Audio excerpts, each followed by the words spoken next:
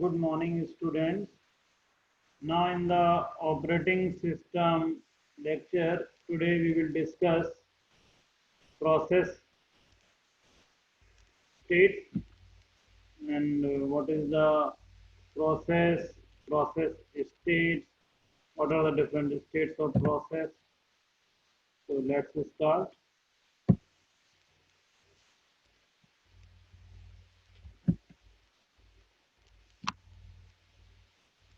Process concept. In the today lecture, we will discuss process concept, process scheduling, operation on processes. What is a process? A process is an running instance of a program. A program is in running state is called a process. This means, for example, that if you open up two browser window, then you have two processes. Even though they are running the same program, then also they are called a two process. Suppose if you have opened two Chrome browser, so it will treat as a two process. The process has multiple parts. The program code, also called text sections, currently active include program counter, processor register, stack, which will contain temporary data, function parameters, return addresses. Stack will contain solve, function parameters, return addresses, local variables. There is a data section which will contain global variables. There is a heap containing memory dynamically allocated during runtime. So it should be very clear to you. The stack actually containing temporary data, either it is function parameter, return addresses, or local variables. Heap containing memory dynamically allocated during runtime. Data section containing global variables, current activity including program counter, processor register, and so on. Now, see this with the same thing you will see with the help of this diagram. And this is program is a passive entity is stored on disk, while process is an active entity. Execution of program is started via GUI mouse clicks, command line entry of its name, etc. One program can have several processes. Consider multiple users executing the same program. So here the thing which we have discussed, that is a stack which contains some data, heap contains dynamic data, text, data, heap, and stack. All things we have seen. Now, as now we know what is a process. So a running instance of a program is called a process. Process, as a process executes, it changes state. So when a process is running, execute, it changes its state. Initially, a process may be in running state. Maybe initially the process may be new. After that, it may be in a running state. A process may be in a waiting state. A process may be in a ready state, or a process may be in a terminated state.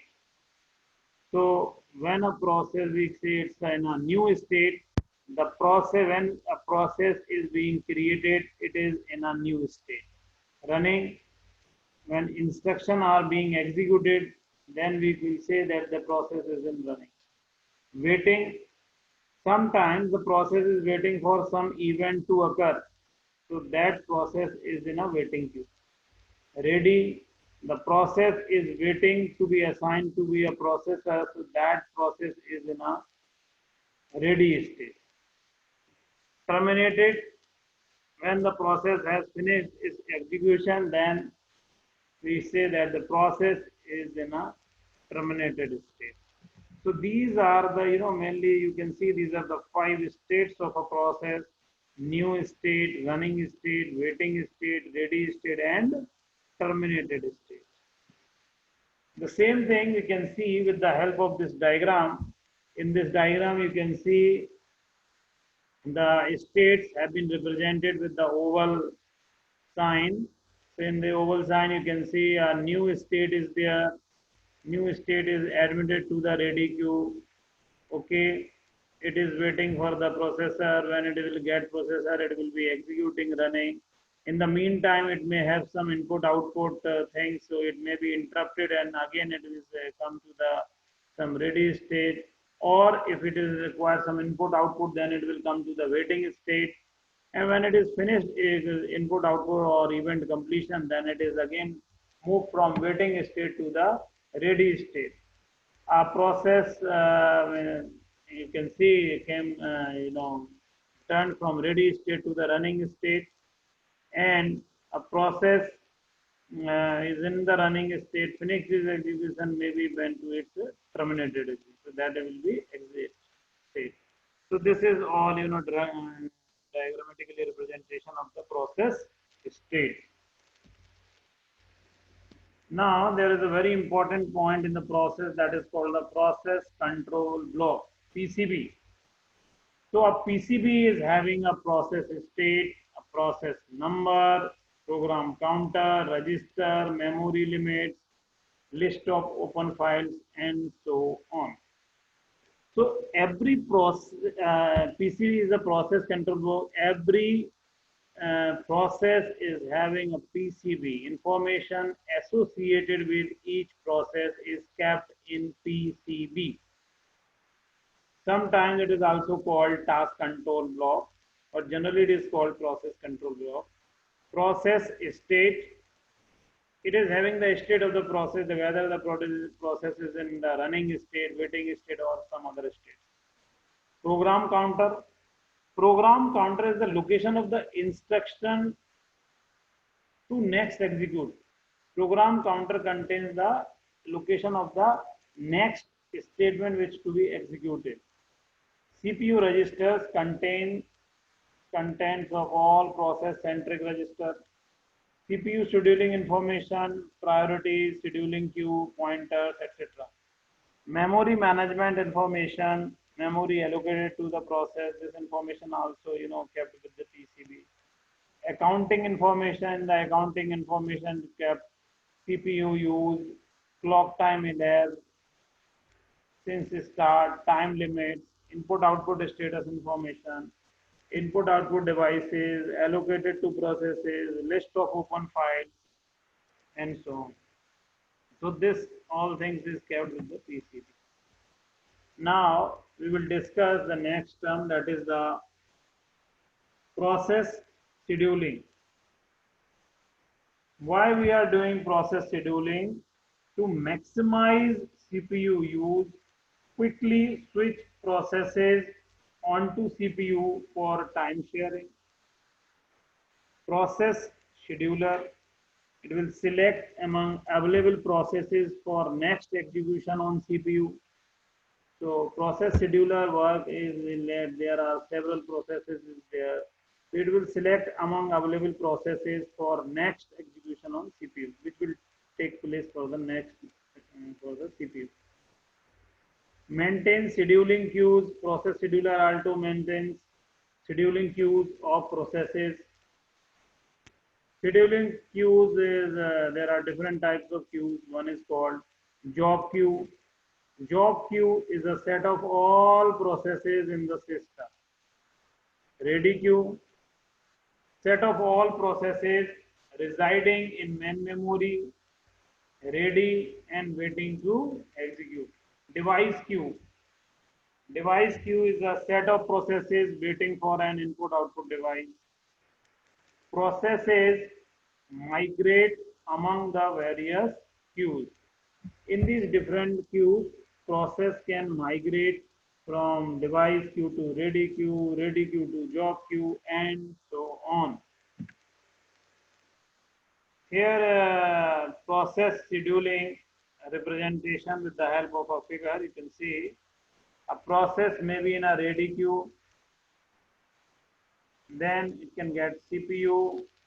From CPU, some input output request may come, so it will went to the input output queue, and then this input output will fulfill. It will again move to the ready queue. Sometimes the time slice expired. In that case, it is also went to the again ready queue. Fork a child. In a Unix system, we use a fork process. Fork is a process to generate a new process. Fork command. In Unix, we will use a fork command to create a new process. Fork a child. So child, fork a child means child executes. Sometimes it is wait for an interrupt, some interrupt comes, then it is again went to this input output queue, ready queue, and so on.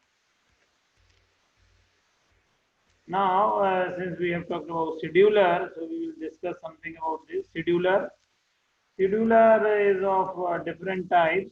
One is called short-term scheduler, long-term scheduler, and medium-term scheduler. First of all, we will see short-term scheduler, or short-term scheduler is also called CPU scheduler. Selects which process should be executed next and allocate CPU to that process. Sometimes the only scheduler in a system. In some systems, it is only the scheduler which is exists. Short-term scheduler is invoked frequently, maybe in milliseconds, so it must be very fast. Second is long-term scheduler. It is also called job scheduler. It will select which processes should be brought into the ready queue. Long-term scheduler is invoked frequently, maybe in seconds or minutes, maybe it may be slow. So the long-term scheduler controls the degree of multi-programming. Processes can be described as either number one, input output bound process, which will spend more time doing input output than computation. If the process are spending more time in input output rather than computation, so they will be lying in this input output bound process. May short CPU burst. CPU bound process spends more time doing computation, few very long CPU bursts. Long term scheduler strives for good process mix. Now the medium term scheduler can be added if degree of multiple programming need to decrease. It will remove process from memory, store on disk, bring back in from disk to continue execution. That is called swapping up. So process is in a ready queue. It is executing. If it ends, okay. If it requires some input output, then it will went to the input output waiting queue. Input output request is fulfilled. It will again came to the ready queue. And from the ready queue, or this process is running with the help of the CPU, and it can remove process from memory, store on the disk. So some process may be swapped out, and from partially executed swapped out processes, sometimes later can swap into the ready queue. Now, when CPU switches to another process, the system must save the state of the old process and load the saved state for the new process via a context switch. Context of a process represented in the PCB. Context switch time is overhead So the system does no useful work while switching. The more complex the OS and the PCB, the longer the context switch is. Time dependent on hardware support. Some hardware provides multiple set of registers per CPU, however, some provides advanced. Now we will see operations on processes. The system must provide mechanism for process creation and process termination and many more. Parent process creates children processes, which in turn create other processes, forming a tree of processes. Generally, process identified and managed via a process identifier, which is also called PID, process identification number. Resource sharing options. Parent and children share all resources. Children share subset of parents' resources. Parent and child share no resources, so there could be the different situation. Execution options. Parent and children execute concurrently. Parent wait until children finish its execution. So now process creation. Address space, child duplicate of parent. Child has a program loaded into it in a Unix with the help of the fork procedure or the fork function. System call creates new process. Execute system call is used after a fork to replace the process memory space with a new program. This is also represented with this figure. That with the help of this fork process, a child is created and a child is executing. It may wait if it is require some input output, and when it is got, it again resumes. Execute system call used after a fork to replace the process memory space with a new program. So process creation we have seen, now the process termination. For the process termination, we are actually using the exit system call. Process executes last statement and then asks the operating system to delete it using the exit system call. It will return status data from child to parent via wait. Process resources are deallocated by operating system. Parent may terminate the execution of children processes using the abort system call, and so on. There could be some reasons for doing all this. Child has exceeded allocated resources, task assigned to child is no longer needed. The parent system, does not allow a child to continue if its parent terminates. There could be several, reasons for this. So these are the process creation, process termination. Now these are some of the references. This is the next is the new topic will be the CPU scheduling. So here I will stop. In the next class we will discuss uh, CPU scheduling. Okay.